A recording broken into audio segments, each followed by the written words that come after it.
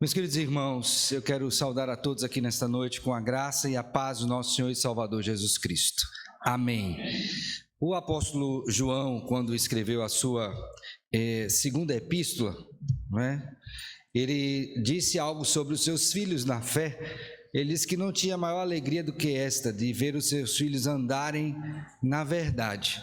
Então, ao chegar aqui nesta igreja, eu me alegro de ver o pastor Marcos fazendo isto, pela graça de Deus, andando na verdade, e tendo um rebanho aqui, o qual ele pastoreia, já tendo aqui frutos nessa área também no ministério pastoral.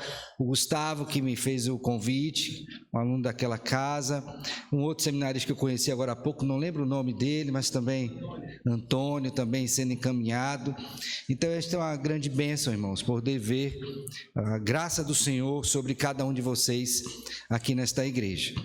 Agradeço também a confiança de ter ali o seminarista conosco, Já teve o pastor Marcos, agora mais um, e nós louvamos a Deus por isso, na esperança de que os ensinos ali ministrados naquele seminário glorifiquem ao nome do Senhor no exercício pleno do ministério que Ele concedeu a cada um destes queridos irmãos.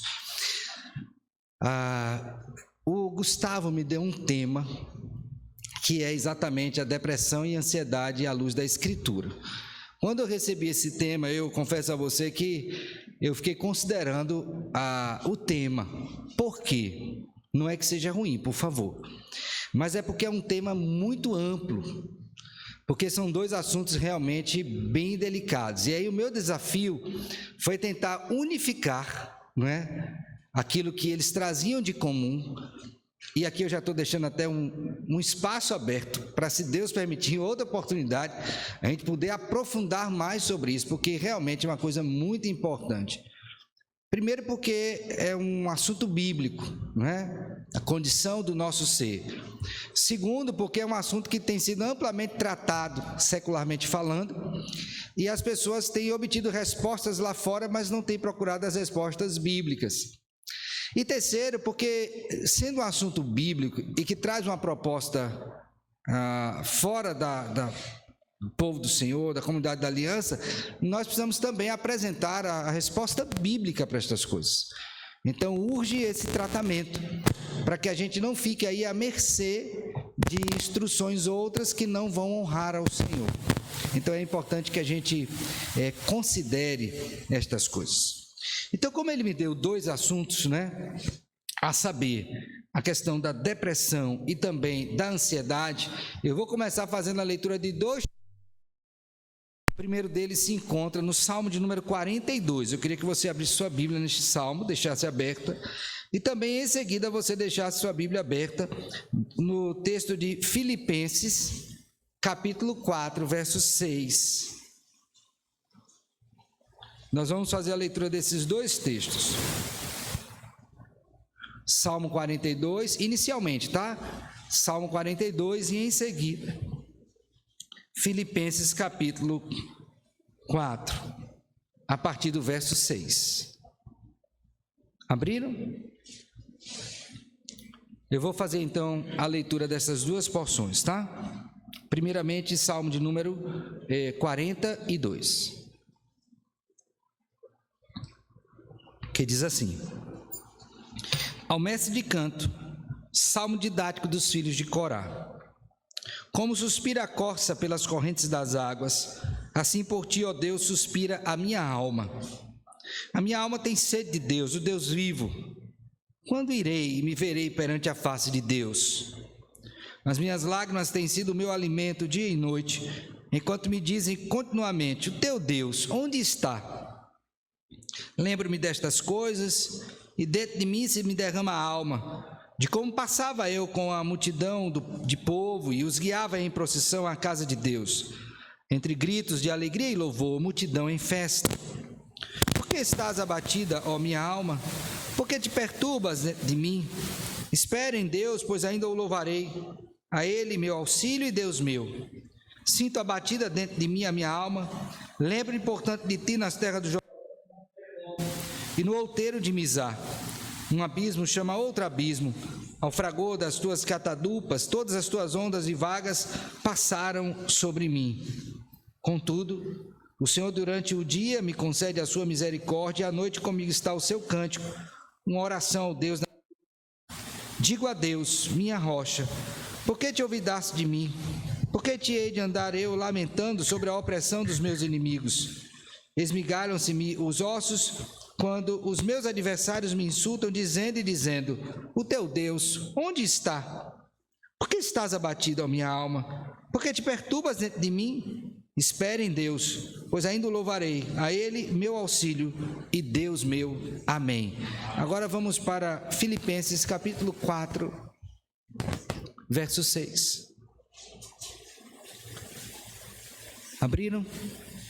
Diz assim: alegrai-vos sempre no Senhor. Outra vez digo, alegrai-vos.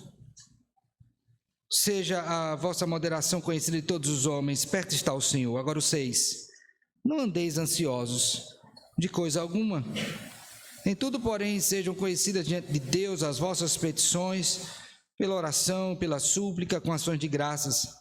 E a paz de Deus, que excede todo entendimento, guardará o vosso coração e a vossa mente em Cristo Jesus. Finalmente, irmãos, tudo que é verdadeiro, tudo que é respeitável, tudo que é justo, tudo que é puro, tudo que é amável, tudo que é de boa fama, se alguma virtude há e se algum louvor existe, seja isso que ocupe o vosso pensamento.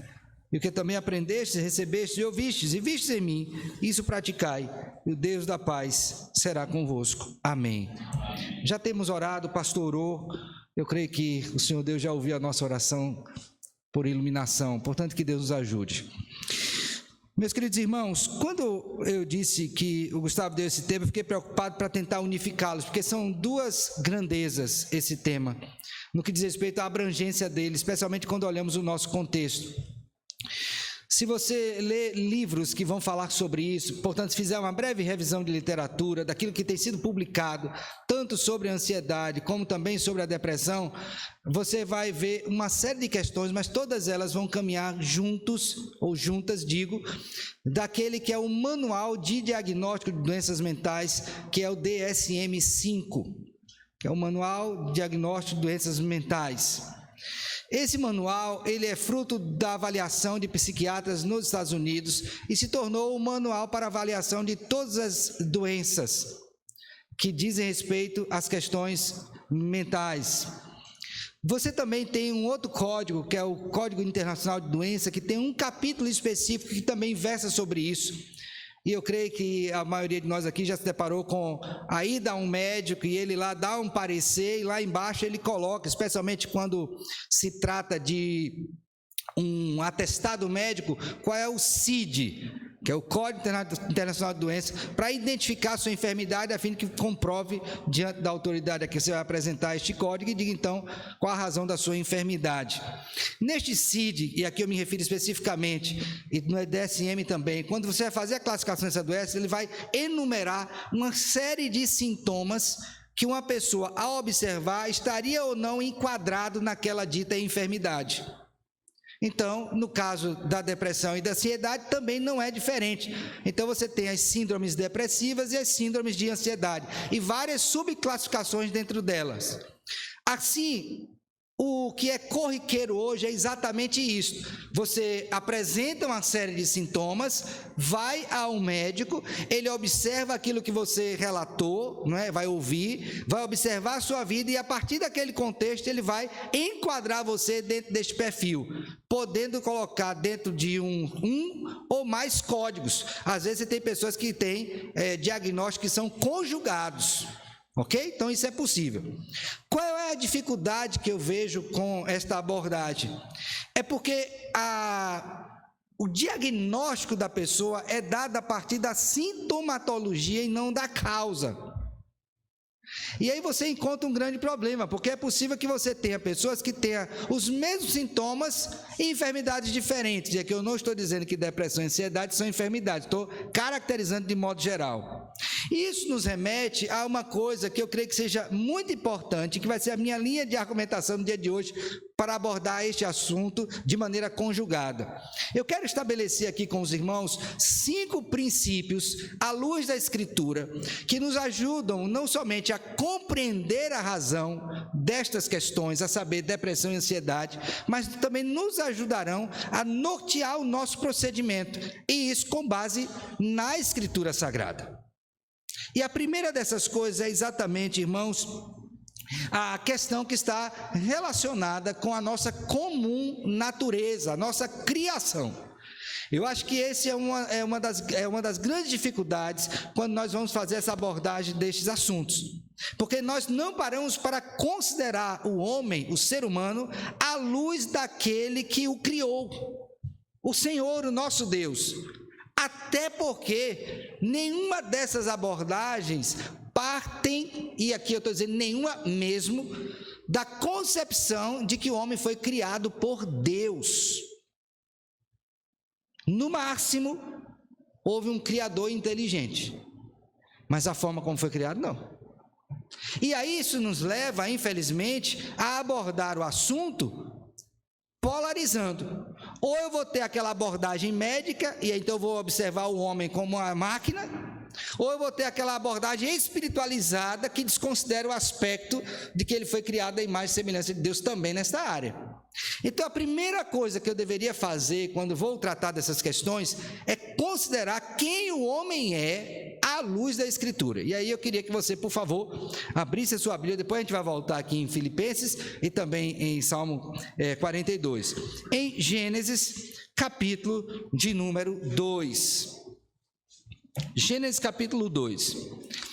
É-nos dito nesta porção, a partir do verso número 7, e aqui você está, do verso 4 até o verso 17, a criação do homem e o pacto de Deus com o homem, são os dois assuntos maiores aqui desse texto, mas eu vou me deter especialmente à criação. Gênesis 2, 7, olha o que é dito: então formou o Senhor Deus ao homem do pó da terra, e lhe soprou nas narinas o fôlego de vida, e o homem passou a ser o quê? Alma vivente. Quando você lê esse texto, você vai se deparar com duas partes constitutivas do ser humano. A primeira delas, e aqui não é em ordem de importância, né? É a parte material, também chamada de corpo. Aqui, ó, o que nós estamos pegando. Então, Deus nos fez aqui, ó, o corpo, os ossos, os órgãos, toda a minha constituição física, tudo aquilo que é material. Mas também a Bíblia me informa que Deus, tendo criado essa parte material, Ele soprou nas narinas o fôlego de vida. Aí eu passo a ter uma outra parte constitutiva, a saber, a alma, ou também espírito, que é a parte imaterial. Então o ser humano é criado de uma parte material, corpo, e de uma parte imaterial, a saber, corpo e ou alma. Mesma coisa, palavras intercambiáveis na Escritura. Então, quando eu vou abordar um homem que está passando por uma dificuldade, eu não posso de modo algum desconsiderar a sua constituição, porque na medida em que eles foram criados, essas partes foram criadas, elas se ajuntaram e o homem passou então a ser uma unidade funcional, ou também alguns chamam de unidade psicossomática. Psique é a parte imaterial, soma a parte material, corpo. Então, quando eu vou abordar um homem na tratativa de uma questão, eu preciso entendê-lo à luz desta verdade. Por que isso é importante?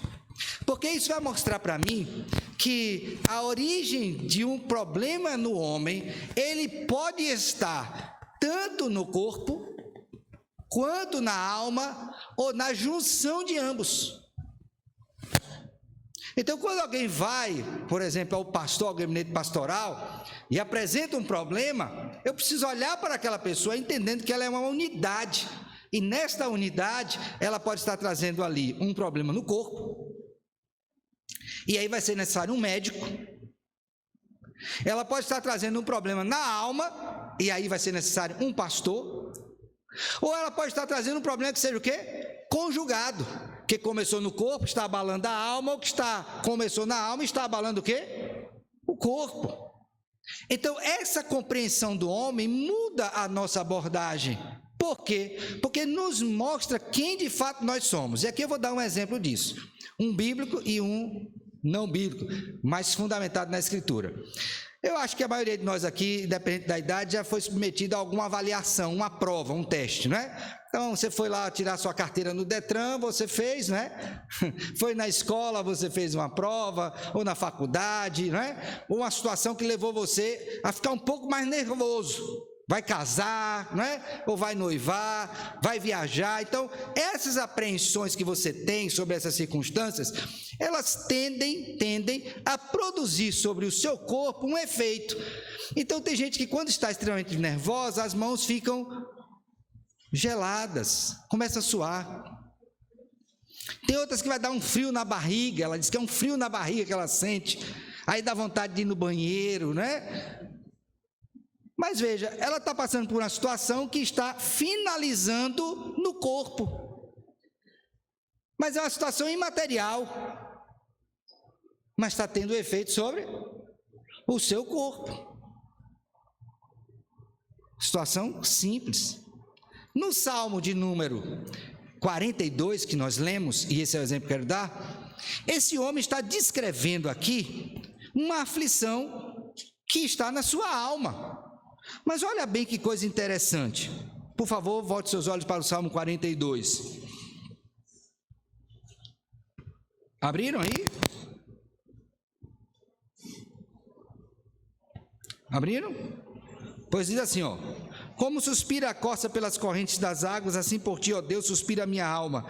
A minha alma tem sede de Deus, o Deus vivo. Quando irei e me verei perante a face de Deus? Agora digo, ó: as minhas lágrimas têm sido o meu alimento dia e noite, enquanto me dizem continuamente, o teu Deus o quê?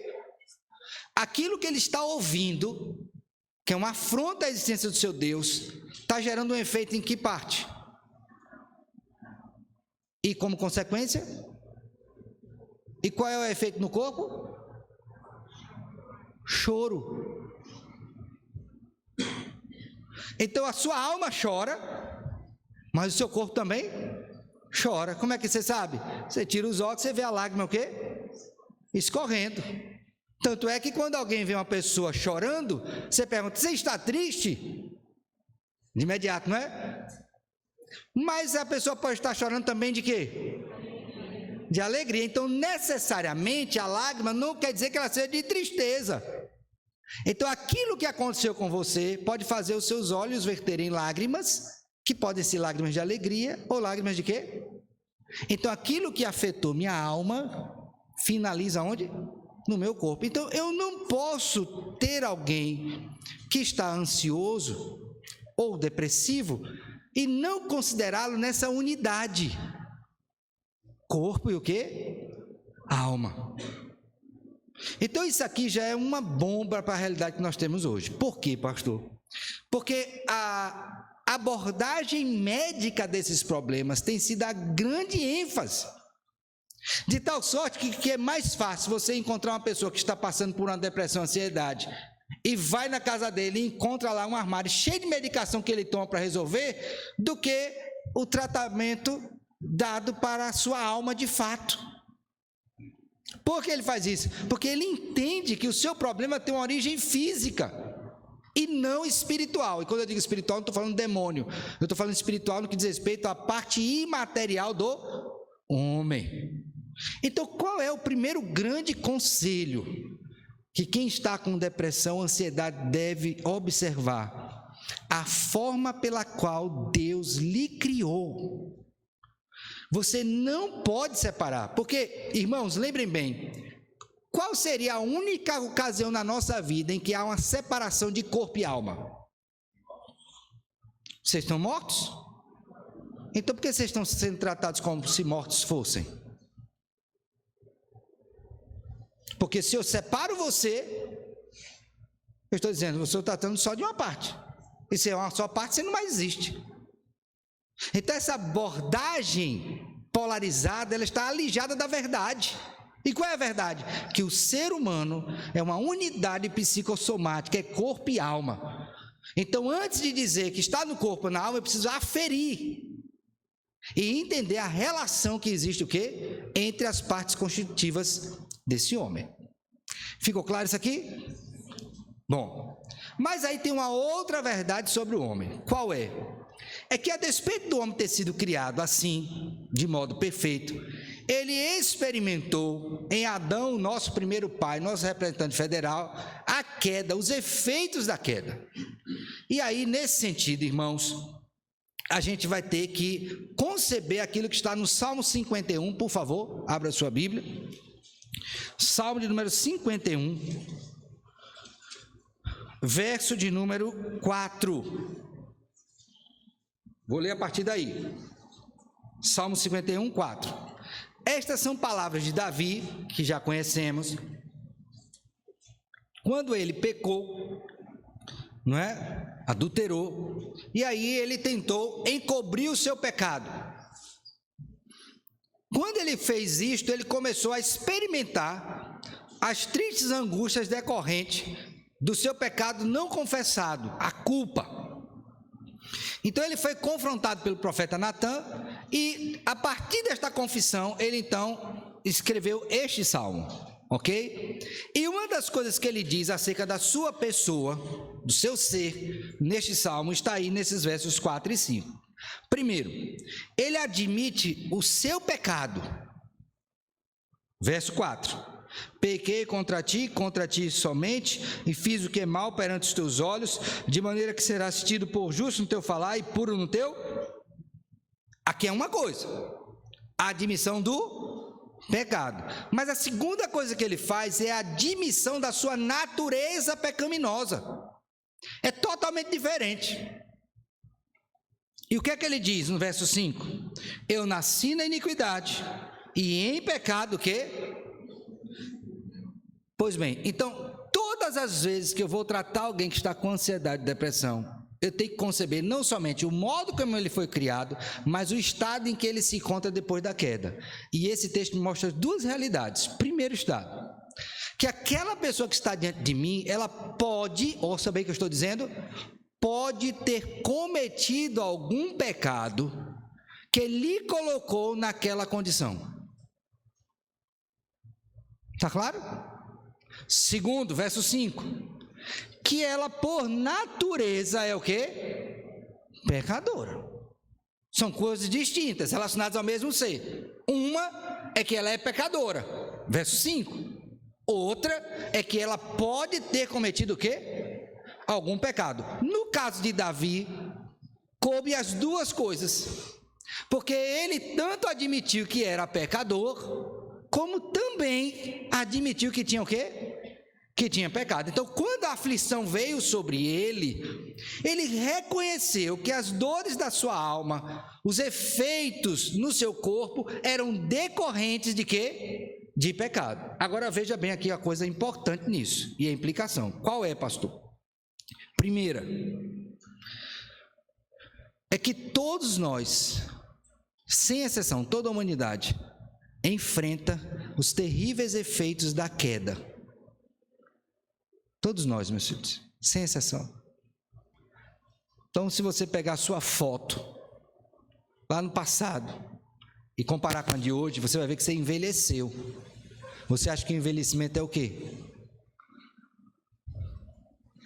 Você adoeceu. Você perdeu comunhão com Deus. O que é isso? Isso são efeitos da queda. Toda a humanidade. Então, querendo ou não, todos nós estamos expostos àquilo que o catecismo maior, que não é o catecismo que vocês adotam, né? Mas a linha vai no mesmo sentido, pelo que eu já li. Todos nós estamos debaixo de um estado chamado estado de pecado e estado de miséria. Por conta de quê, pastor? Da queda. Então, queiramos ou não, nós estamos submetidos a isto. Agora, você acha que algum médico que você vai pode dizer isso no gabinete dele? Você acha que algum deles vai considerar os efeitos da queda para te dar um diagnóstico? E aqui eu não estou desprezando os médicos, não, só estou dizendo que não é a premissa da qual eles partem. Então, essa é a primeira coisa. A segunda é a seguinte: é possível que, para além do efeito da queda, aquela pessoa que está diante de mim está enferma, e eu estou dizendo enferma mesmo, de enfermidade, porque ela cometeu algum quê? Pecado. Mas você acha que o paciente vai chegar lá e vai dizer para o médico: ô doutor, eu estou doente porque eu pequei? Ele pode até dizer isso para o pastor, mas para o médico acho difícil. Ele vai dizer o que é que ele está sentindo. Está palpitando meu coração, taquicardia, eu ando com a sudorese, eu não consigo parar, desarranjo o tempo todo, meus cabelos estão caindo, né? E não é por calvície. Estou cheio de urticária na pele. Por que isso? Porque eu pequei, doutor. Você acha que ela vai dizer isso? Mas eu preciso olhar dessa forma. Você, crente, precisa olhar dessa forma. Por quê? Porque nós temos a compreensão não somente da forma como o homem foi criado, mas do que aconteceu e pode acontecer com ele depois de quê? Da queda. Eu não posso desprezar isso. Então eu tenho aqui já dois princípios. Antes mesmo de chegar na depressão ou na ansiedade, eu preciso entender como o homem foi criado e quais os efeitos da queda sobre ele. Ficou claro? Até aqui, tranquilo? Então vamos dar aqui um texto bíblico para fundamentar isso. Por favor, abra sua Bíblia aí em Romanos, capítulo 3, verso 9. Romanos 3, 9. Abriram? Pastor, quanto tempo eu tenho? Ok, obrigado. Verso 9. Que se conclui? Romanos 3, 9, estou lendo, tá certo?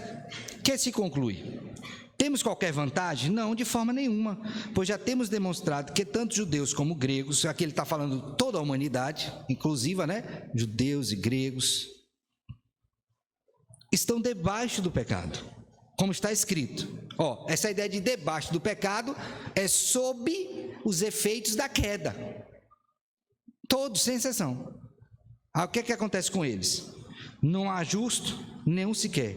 Não há quem entenda, não há quem busque a Deus. Todos se extraviaram, a uma se fizeram inúteis. Não há quem faça o bem, não há nenhum sequer. A garganta deles é sepulcro aberto, com a língua urdem engano. Veneno de víbora está nos seus lábios. A boca eles a têm cheia de maldição e de amargura. São os seus pés velozes para derramar sangue. Nos seus caminhos há destruição e miséria. Desconheceram o caminho da paz. Não há temor diante de seus, o quê? Olhos. Agora o verso 23, desse mesmo capítulo. Pois todos pecaram e o quê? Então, todos estão nessa condição. Primeira coisa, como o homem foi criado. Uma parte material e uma parte imaterial, conjugadas, formam uma unidade psicossomática. Se separar, morre. Segundo, os efeitos da queda sobre o homem. Eu preciso entender isso. E esses efeitos podem atingir tanto o corpo, como também o quê? A alma. Está claro aqui? Mas há uma terceira coisa que eu preciso entender. Deus tinha ciência de todo este quadro, correto? Sim ou não? Sim. Que solução Deus deu para a humanidade para este problema? Qual foi a solução? A redenção por meio de Cristo Jesus. O anúncio do seu evangelho, as boas novas de salvação. Agora eu queria que você abrisse sua Bíblia em Romanos capítulo 1.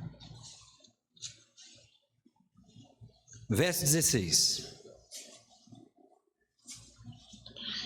Pois não me envergonho do evangelho, porque é o poder de Deus para o quê? Para a salvação de todo aquele que crê. Primeiro do judeu, também do grego. Visto que a justiça de Deus se revela no evangelho de fé e fé, como está escrito: o justo viverá pela... Quem foi o crente no Antigo Testamento, segundo o apóstolo Paulo, que experimentou o poder do evangelho para curar o estado em que ele se encontrava? Ouviram a pergunta? Quem foi o crente no Antigo Testamento que Deus usou o poder do evangelho para curar o estado que ele estava? Vamos ver isso. Agora vá para Romanos capítulo 5, por favor. Perdão, capítulo 4, verso 5. Mas ao que não trabalha, porém crê naquele que justifica o ímpio, a sua fé lhe é atribuída como justiça. E é assim também que Davi declara ser bem-aventurado o homem a quem o Senhor não atribui, a quem o Senhor o quê? Atribui, independente de... Aí ele diz: bem-aventurados aqueles cujas iniquidades são perdoadas e cujos pecados são... Bem-aventurado o homem a quem o Senhor jamais imputará o quê? Aí você diz: pastor, não entendi. Eu digo: vou explicar. Qual foi a pergunta que eu fiz? Quem foi o crente do Antigo Testamento que estava em aflição, tanto na alma quanto no corpo, que experimentou o poder do evangelho e foi curado? Aí nós acabamos de ler. Quem foi ele? Agora pergunte para mim: pastor, e qual era o estado de Davi quando ele experimentou o poder do evangelho restaurando a sua alma e o seu corpo? Agora vamos para o Salmo 32, por favor.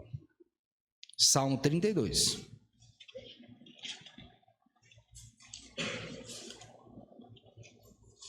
Abriram?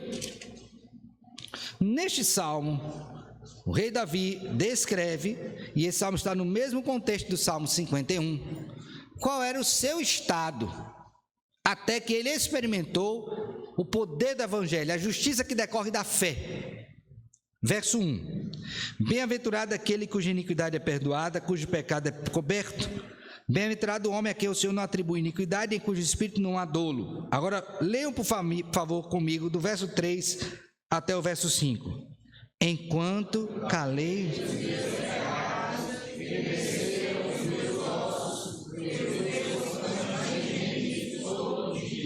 Porque a tua mão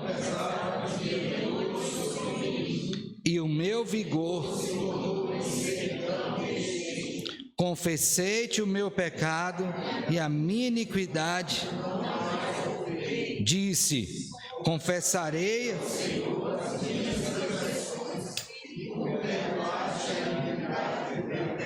Como foi curado o problema de Davi?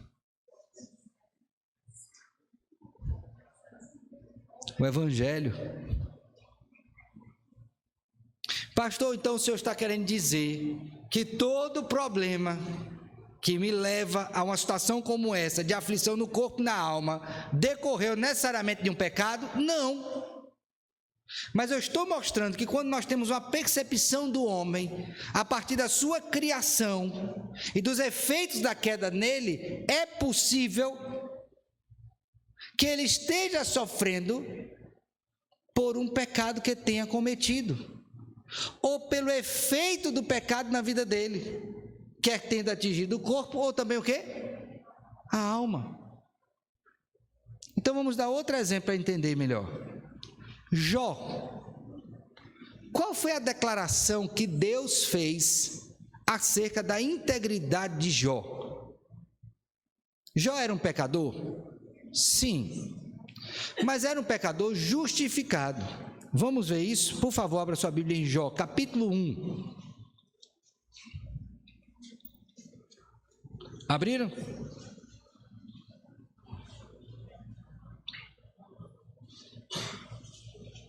Verso 8. Veja a declaração que Deus fez acerca do seu servo. Note bem isso, tá? Não é um homem falando de outro homem, é Deus falando dele. Agora veja.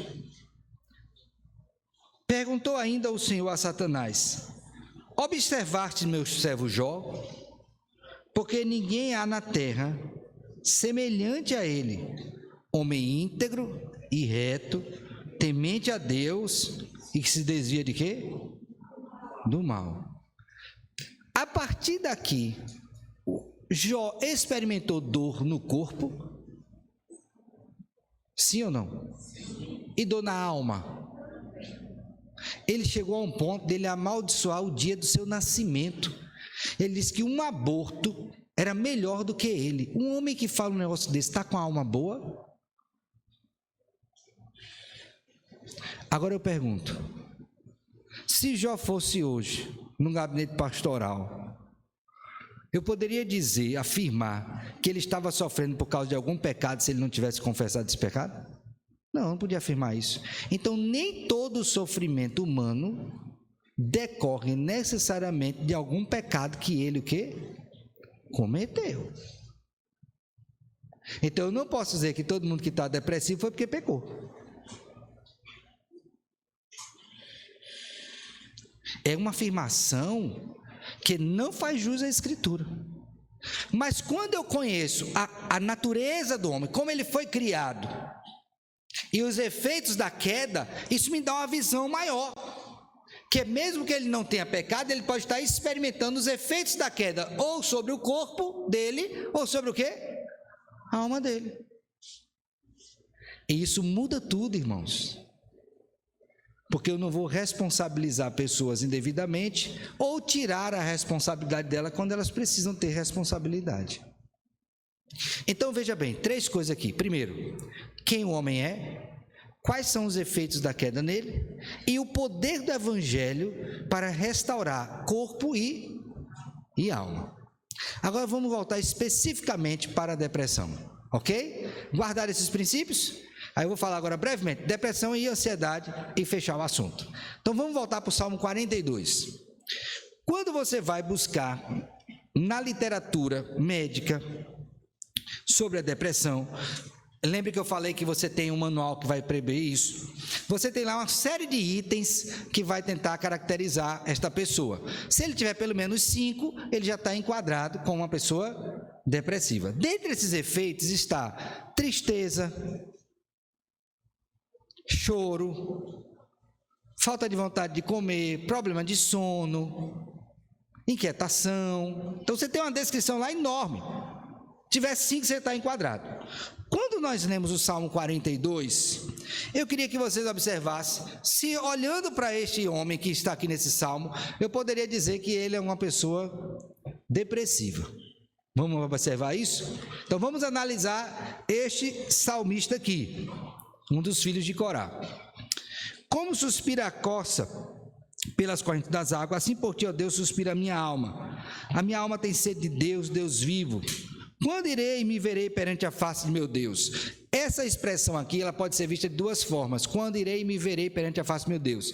Pode ser o desejo pelo templo, uma coisa ali presente, ou o desejo de morrer e estar com Cristo. Então ele está com a esperança escatológica, mas o sofrimento dele é tão grande que ele diz, quando é que eu vou ver Deus? Então vamos botar isso aqui como um ponto, ok? Prosseguindo.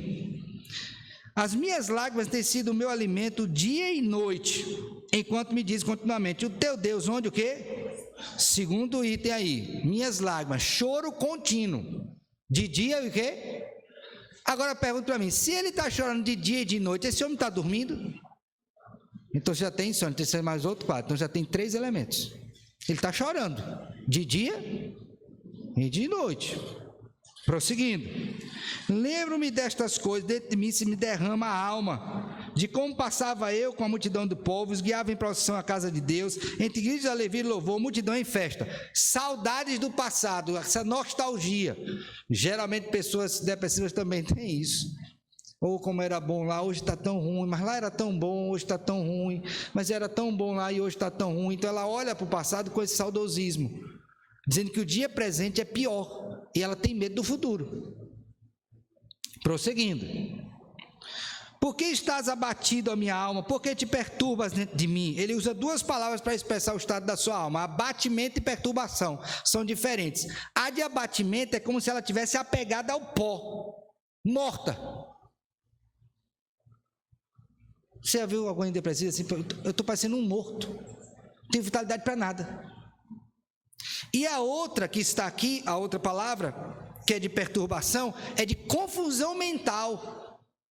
Você já viu que tem gente que está em depressão e diz: minha mente não para, é acelerada, os pensamentos se encadeiam, que eles não se desenlaçam, é um após o outro. Quantos sintomas ele já tem aqui? Passou de 5? Mas vamos adiante. Sinta abatido, verso 6, sinta abatido dentro de mim a minha alma, lembra importante de ti nas terras do Jordão. Um abismo chama outro abismo, o fragor das tuas catadupas, todas as tuas ondas e vagas passaram sobre mim. Senhor, eu estou destruído. Parece que um trator passou por cima de mim, essa é a impressão que eu tenho. Então está continuando o caso dele, está ficando mais grave, não está? Prosseguindo. Verso 8, contudo, Senhor, durante a noite me concede a tua misericórdia, e à noite comigo está o teu cântico, com oração, Deus na minha vida. Digo a Deus, minha rocha, por que te olvidaste de mim? Por que hei de andar eu lamentando sobre a opressão dos meus inimigos? Eis-me gastam-se os ossos, quando os meus adversários me insultam, dizendo: o teu Deus, onde está? Senhor, eu sinto meu corpo todo quebrado. Mais um sintoma. Passou de 10 já? Então, se fôssemos diagnosticar essa pessoa, ela estaria como? Talvez enquadrasse em 2. Agora, onde que está nesse texto dizendo que esse homem pecou?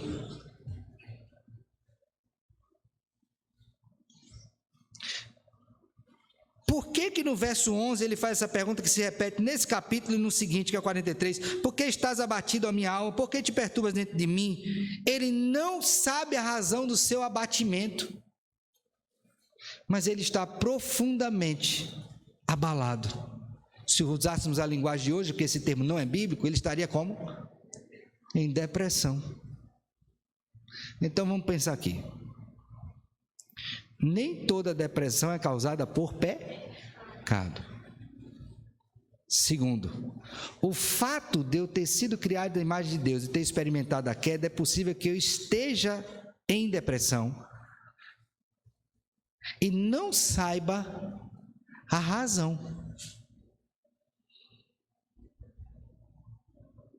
E aqui eu vou fazer uma afirmação diante daquilo que já li e vi.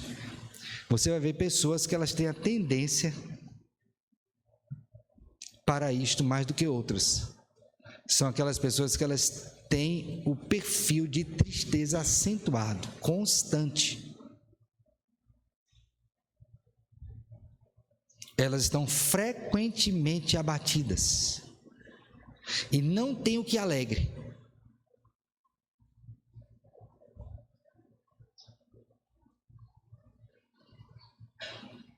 A causa aqui, qual é? Não sabemos. Qual foi o remédio para esse homem? A misericórdia de Deus o assistindo e a graça dele todos os dias da sua vida. Se fosse hoje, teríamos que fazer uma avaliação médica, né? Preste atenção nisso. Aí leva ele para o médico, faz o exame. O que poderia se descobrir com o exame de sangue, por exemplo? Não tem o que descobrir. E se fizer tomografia computadorizada, ressonância magnética, exames hormonais.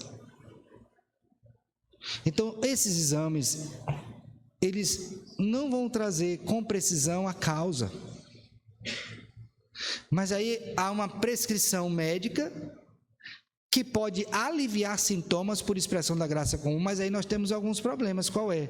É de que a pessoa veja a redenção na medicação e não no Redentor. E aí ela se torna o quê? Cativa desse remédio. Então, o que nós deveríamos fazer, irmãos? Procurar entender, à luz da palavra de Deus, se há uma causa para esta minha tristeza permanente. Se houver, quer seja na alma ou no corpo, tratar. Se for na alma, aconselhamento. Bíblia, rever os caminhos, saber o problema. Se for no corpo, ir a uma pessoa que tenha capacitação para tal, identificar uma possível razão e, se for o caso, fazer uso com essas observações. Agora eu vou mostrar para você um exemplo de uma pessoa que ficou também deprimida. Abra sua Bíblia aí, por favor. Segundo livro de Samuel.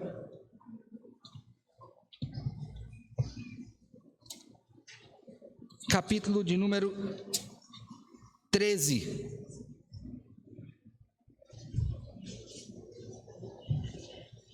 Abriram? Quero que vocês vejam bem esse exemplo, tá? 2 Samuel 13, verso 1. Posso ler? Verso 1. Tinha Absalão, filho de Davi, uma formosa irmã cujo nome era Tamar. Aminon, filho de Davi, se enamorou dela. Então, Absalão tinha uma irmã chamada Tamar. Tamar tinha um meio-irmão chamado quem? Aminon, que se enamorou da irmã. Ok? Não podia. Incesto. Angustiou-se Aminon por Tamar, sua irmã, a ponto de adoecer. Ele queria tanto uma coisa que ele não podia, tanto uma coisa que ele não podia, que ele o quê? Adoeceu. Você conhece algum filho ou filha, esposo ou esposa, que quer muito uma coisa que ela não pode e ela adoece?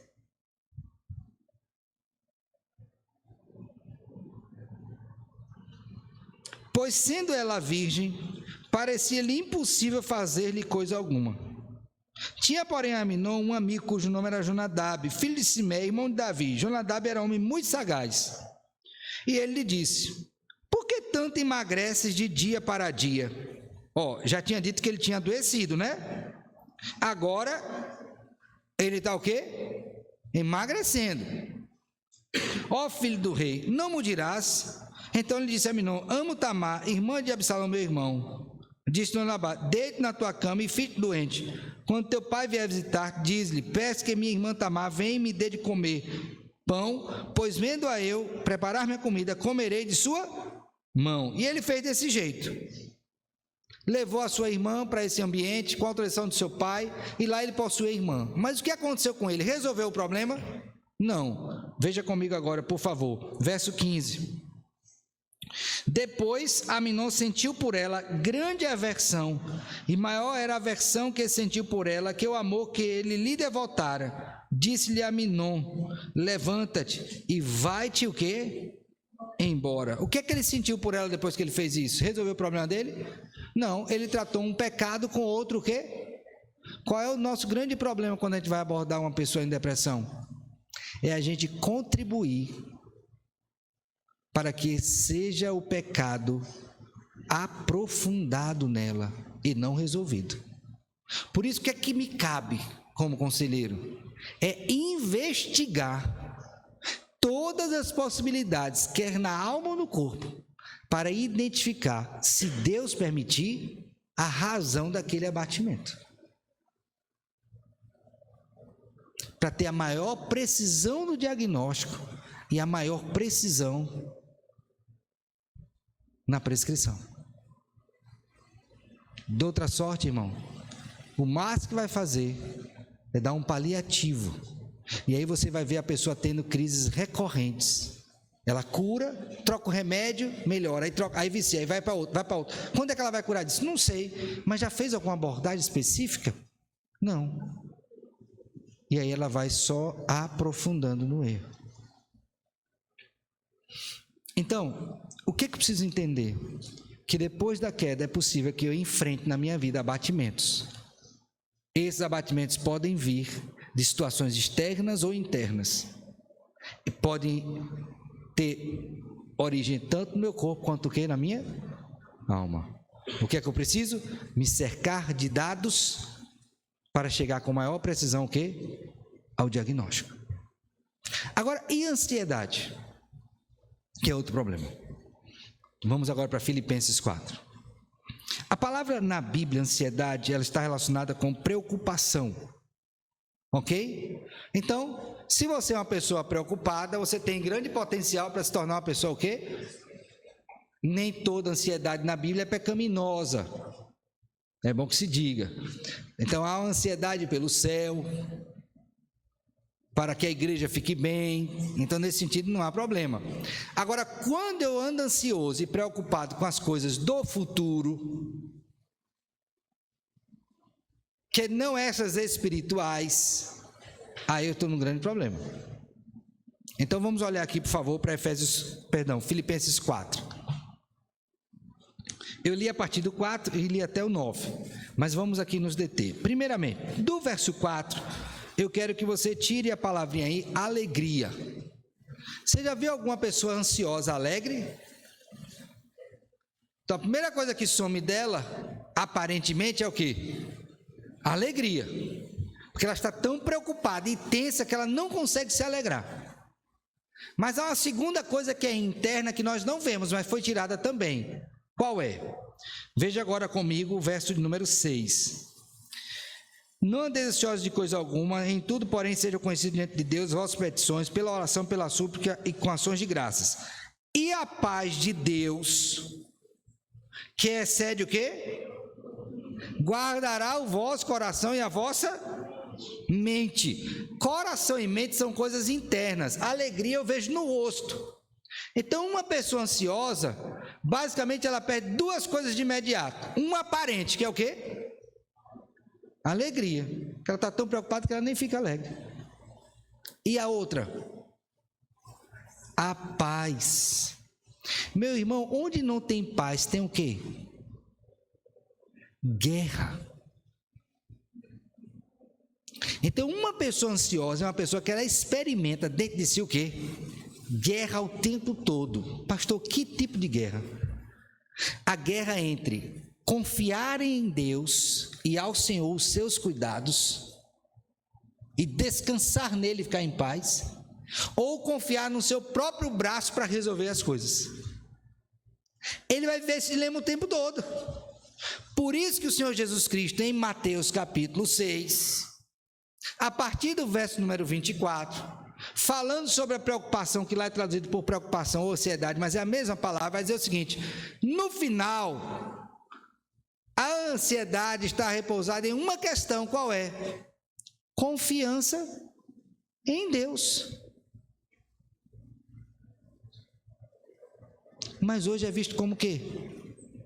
Como doença. Pastor, e não é? Agora ouça bem.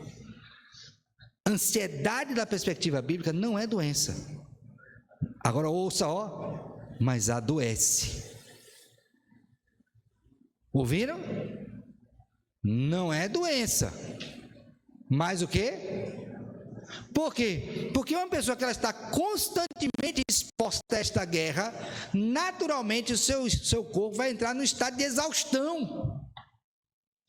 E vai experimentar no corpo as dificuldades disso. Quais são elas? Dor de cabeça direta, problemas estomacais, úlcera nervosa. Já ouviu falar de úlcera nervosa? Tá gastrite, é gastrite nervosa. É nos nervos? Não, a nervosa ali não é porque é nos nervos, é porque ela teve a sua origem nesta aflição. Taquicardia, pressão alta. Quantas são as pessoas que você vê aí que vai parar no médico, no pronto-socorro, pensando que está tendo um infarto? Aí o médico faz todo o check-up, faz exame de tudo. Diz: não, seu coração está ótimo. Aí ele pergunta: você tem passado por alguma aflição? Você está passando por alguma dificuldade? Aí quando a pessoa começa a descrever, ele diz: pois aí é razão, você precisa descansar mais, você precisa fazer isto ou aquilo para aliviar, eu vou te dar esse remédio que você está precisando dormir mais, porque a ansiedade rouba o sono das pessoas. Então, sem ser um livro de linguagem médica, Deus já descreveu aqui a sintomatologia do ansioso. Exteriormente perdeu a alegria, e interiormente é guerra o tempo todo, no coração e na mente, pensamentos acelerados, tudo isso. Agora, por qual razão? Vamos agora para Mateus capítulo 6, por favor. Mateus 6. verso de número 25, vou ler a partir daí.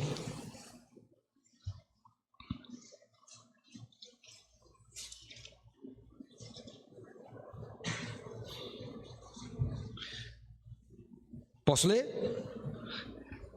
Por isso vos digo, ouça bem, eu vou ler todas as ocorrências da palavra ansioso nesse texto, tá?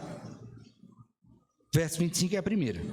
Por isso vos digo, não andeis ansiosos pela vossa vida, quanto ao que haveis de comer ou beber, nem pelo vosso corpo, quanto que haveis de vestir. Cristo não está dizendo que a ansiedade é só por comer, vestir e beber. Ele está dizendo que a partir das necessidades básicas, qualquer outra coisa pode me levar ao quê? Ansiedade. Ok? Então a primeira vez é essa. A segunda, verso 27. Qual de vós, por ansioso que esteja, pode acrescentar um côvado ao curso de sua vida? 28, terceira ocorrência. E por que andais ansiosos quanto ao vestuário? Agora o verso número 31. A palavra aí está traduzida na minha versão por inquieteis, não sei como é que está na sua. Portanto, não vos inquieteis, que é andar o quê? Então você tem três traduções: ansioso, preocupado e inquieto. Todas essas são a mesma palavrinha aí no texto original. E no verso número 34, a última ocorrência dela. Portanto, não vos... Agora, note bem o verso 34. Não vos inquieteis com o dia de... Então, a ansiedade é caracterizada sempre por uma preocupação com o futuro. Vou repetir. A ansiedade é caracterizada por uma preocupação com o futuro. Mas, irmãos, o futuro pertence a quem? Pertence a quem?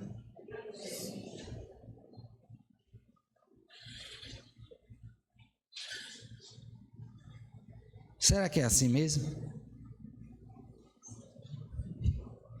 Abra sua Bíblia aí em Tiago.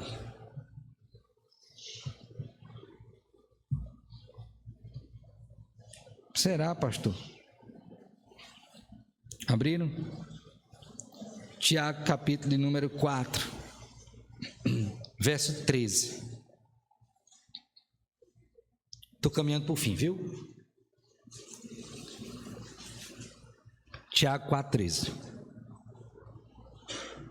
Atendei vós agora que dizeis: hoje ou amanhã iremos para a cidade tal, e lá passaremos um ano, e negociaremos e teremos lucro. Agora leia o verso 14. Juntos, o que é dito? Vós... Pronto.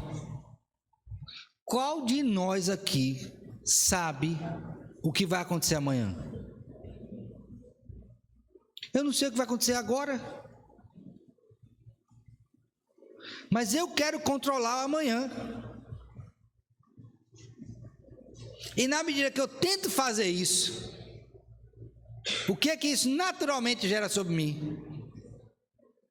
Por quê? Porque eu estou confiando mais nos meus esforços do que no controle de Deus sobre todas as coisas. Como consequência, eu vou começar a ficar preocupado, eu vou começar a ficar quieto, eu vou começar a ficar ansioso, e isso vai se projetar não somente na minha alma, mas também sobre o meu corpo. E o seu corpo vai falar o quanto você está o quê? Ansioso. Mas aí eu não quero tratar esse problema da minha incredulidade. Eu prefiro então ir para um local e chegar lá tomar um ansiolíticozinho para ficar tranquilo, vou dormir melhor. Mas a minha pergunta que eu faço é: resolveu o problema do amanhã? Resolveu a sua incredulidade? Tem comprimido para a incredulidade? Não tem, meu filho. E nesse caso aqui, o componente não é físico, é espiritual mesmo. Porque até hoje não se descobriu se tem alguma parte do nosso corpo que funcione mal a ponto de me fazer ansioso. Será que alguma comunicação aqui nos meus neurônios, as sinapses dele não estão certas? E aí, quando faz, eu fico ansioso? Não tem. Então, eu preciso entender, irmãos, que nesse caso específico, a minha confiança em Deus está diretamente relacionada à minha preocupação com o futuro.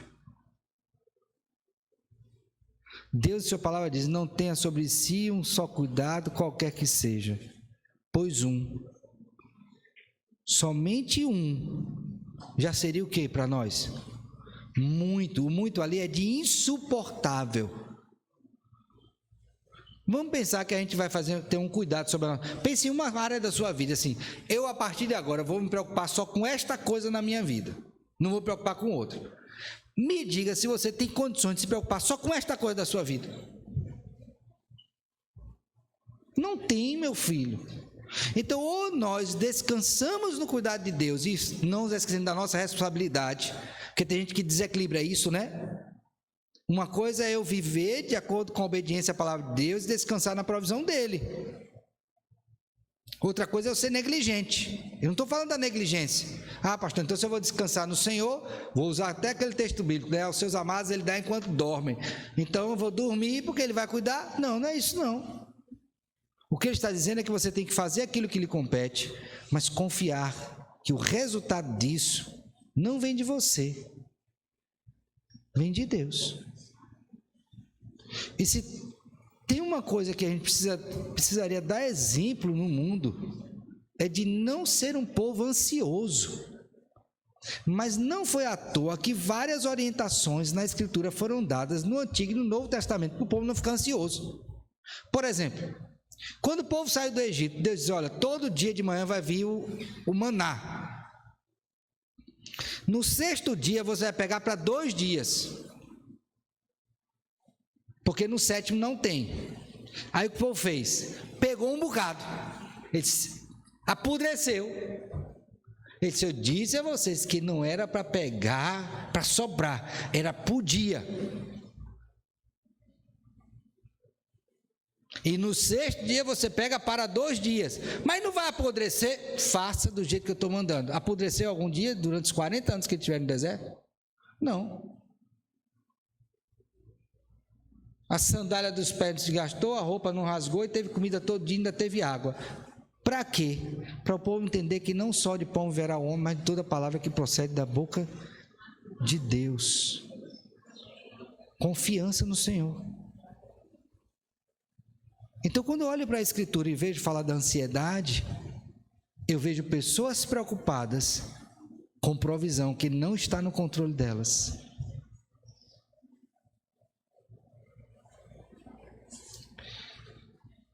Quando eu morava não, né? Quando a gente saiu de uma casa que a gente morava aqui, foi morar aqui, nós estávamos precisando de uma medicação e eu parei nessa farmácia Globo que tinha aqui na esquina.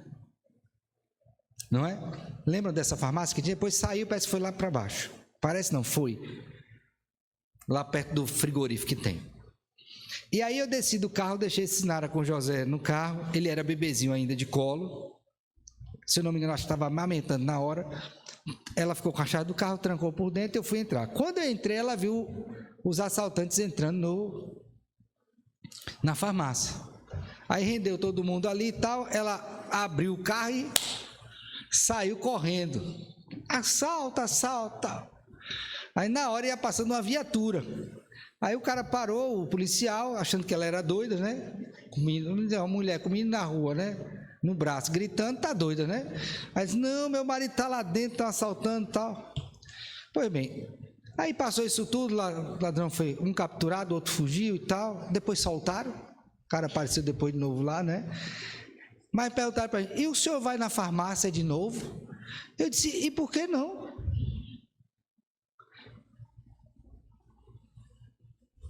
Mas e o ladrão? Eu disse, eu não sei. E quem me disse que a pessoa que está do meu lado não é ladrão também? E não quer me matar? É lógico que eu não vou viver em lugares que são perigosos, não vou me expor, que aí eu vou estar tentando ao Senhor. Mas eu não posso deixar de viver preocupado com isso, irmãos. Porque senão eu vou ter um outro tipo de ansiedade, que são as ansiedades fóbicas, que é outra classificação que está lá também. Tem medo do vento, tem medo do sol, tem medo da lua, tem medo de gente, tem medo de espaço fechado. Eu vou viver nisso. Deus tenha misericórdia da minha vida e da sua, e me preserve, e nos preserve para a gente não ter isso.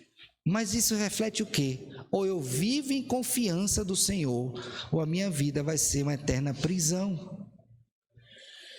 E aí a fisionomia do rosto, que deveria ser alegre, vai estar triste. E a paz que eu deveria ter em meu coração, eu não vou ter. Mas não é por causa de Deus, é por causa de mim.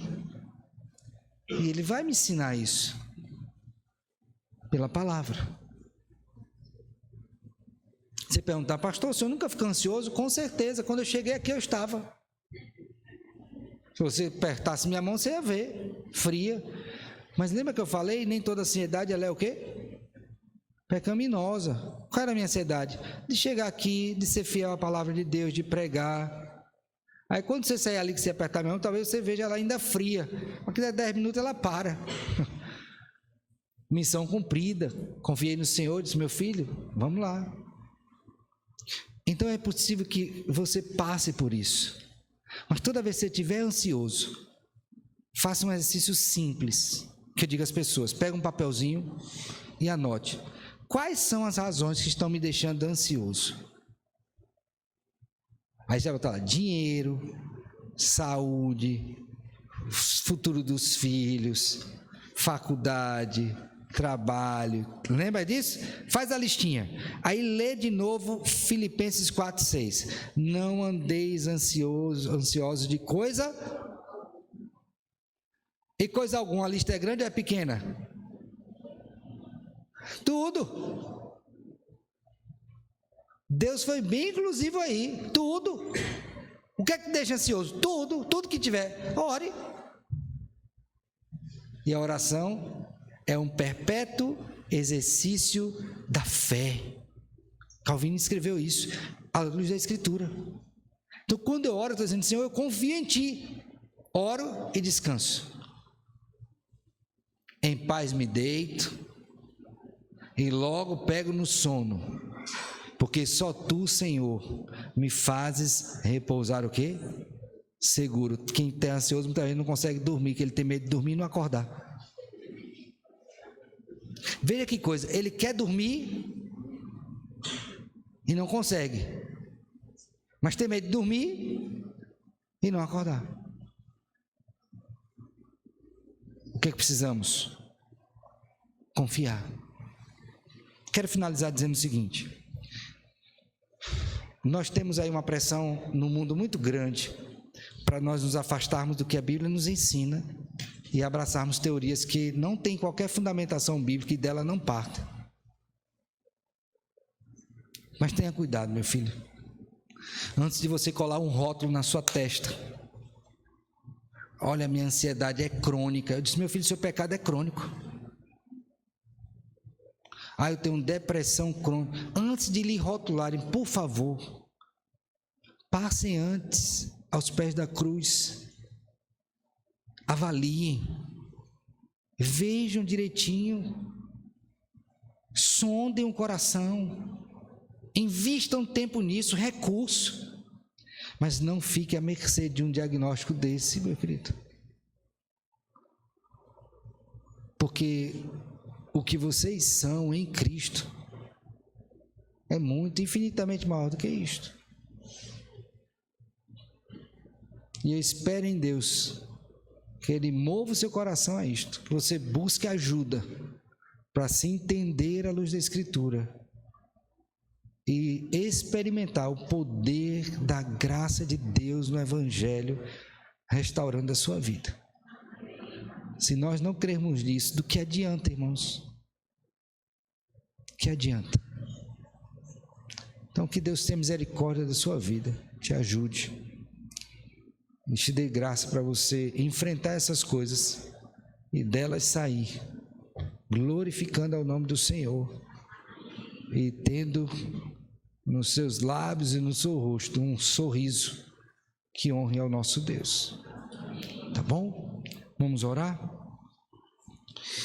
Eu quero te agradecer, ó Deus, por tua palavra viva e eficaz, mais penetrante do que faca de 2 gumes, apta para discernir os pensamentos e intenções do coração, diante da qual nenhum homem ficará encoberto. Sonda-nos, ó Deus, e nos conhece. Vê se há em mim algum caminho mau, ó Deus, e guia-nos pelo caminho eterno. Ajuda a estes irmãos e irmãs, a despeito da idade que aqui estão, a contemplarem a sua vida à luz destas verdades, quem nós somos em Ti, quais os efeitos da queda, o efeito do poderoso Evangelho na nossa vida, e a identificação destas coisas que são apresentadas no mundo, e que muitas vezes são postas e contrariam a Tua palavra. Dá-nos discernimento, Senhor, para ver a origem destas coisas, e se vier do Senhor, que sem nenhum problema possamos usá-las, sempre lembrando que é o poder do Senhor, e não de qualquer outro recurso, que ainda que o Senhor nos tenha dado. Faz isto, ó Deus, conosco, e nos sustenta. Em nome de Cristo é que oramos com gratidão e perdão dos nossos pecados. Amém.